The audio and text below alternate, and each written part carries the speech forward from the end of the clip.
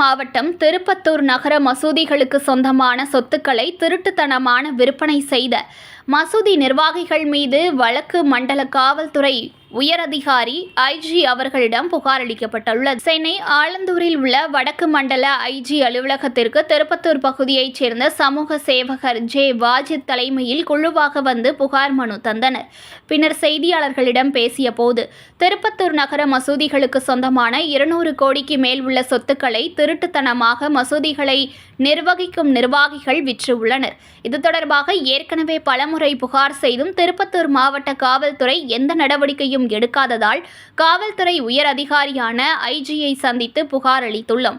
எங்கள் புகார் மீது உடனடியாக நடவடிக்கை எடுத்து முதல் தகவல் அறிக்கை பதிவு செய்து உரிய நடவடிக்கை எடுத்து மசூதிகளுக்கு சொந்தமான சொத்துக்களை மீட்க வேண்டும் என்று புகார் அளித்துள்ளோம். மொத்தம் தனித்தனியாக 4 மசூதி தனித்தனியாக இருக்குது. ஏக்கரா கணக்கில் போகும். திருப்பத்தூர்ல நடக்கிற அந்த விஷயத்துக்கு இங்க கம்ப்ளைண்ட் திருப்பத்தூரில் இன்னைக்கு வக்போர்டில் கம்ப்ளைண்ட் இங்கே எதுக்கு ஐஜி ஆஃபீஸில் எஃப்ஐஆருக்கு தான் வந்துக்கிறோம். எஃப்ஐஆர் போட சொல்லி பர்மிஷன் கேட்கறதுக்கு வந்திருக்கிறோம்.